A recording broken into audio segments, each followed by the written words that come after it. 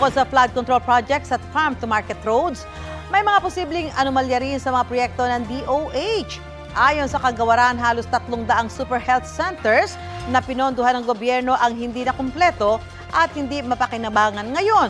Kabilang dyan ang isang super health center sa Marikina na natapos itayo ang pundasyon noong nakaraang taon pero naiwang nakatenga. Ang sagot ng LGU sa balitang hatid ni Maki Pulido. Tinubuan na ng mga halaman at damo ang loteng dapat may naitayong Super Health Center sa Barangay Concepcion 2, Marikina City. 21.5 million ang pondo para sa Phase 1 ng construction o ang pundasyon ng itatayong gusali na natapos unang bahagi ng 2024. Natapos naman ng Marikina LGU ang Phase 1. Pero nang puntahan ito ni Health Secretary Ted Herbosa, halos matakpan na ng halaman ang ginawang pundasyon. Di ba yung manananggal hati, yung itaas wala, yung ibaba na iiwan? So ewan ko, lumilipad siguro yung manananggal dito.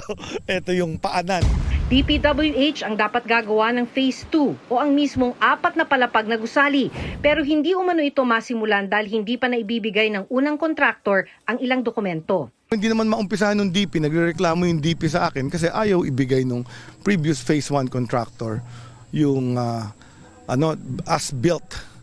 as-built plans kasi yung ano yung na-build niya sa foundation. Ang Super Health Center sa Marikina, isa lang umano sa 297 Super Health Centers na hindi kumpleto at hindi mapakinabangan. Ayon kay Herbosa, 12 to 20 million pesos ang budget kada isang proyekto na insertions daw sa 2022 General Appropriations Act o GAA.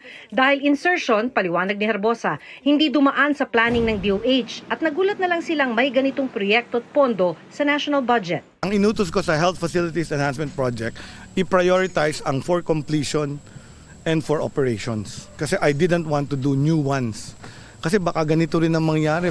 Noon pa raw ito gustong tapusin ng Marikina LGU pero hindi ibinigay ng DOH ang kanilang hinihinging 180 million pesos para maitayo ang gusali. 21 million lang po yung ibinigay ng Department of Health. Saan ka naman makakakita? 21 million, 4-5 palapag na building ang mabubuo. Ang scope nung proyekto ay foundation works.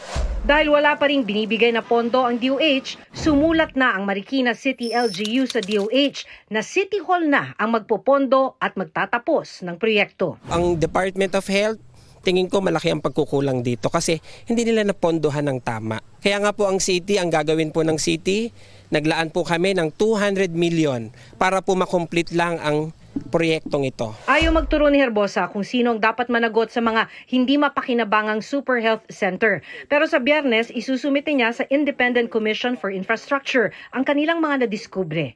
Maki Pulido nagbabalita para sa GMA Integrated News.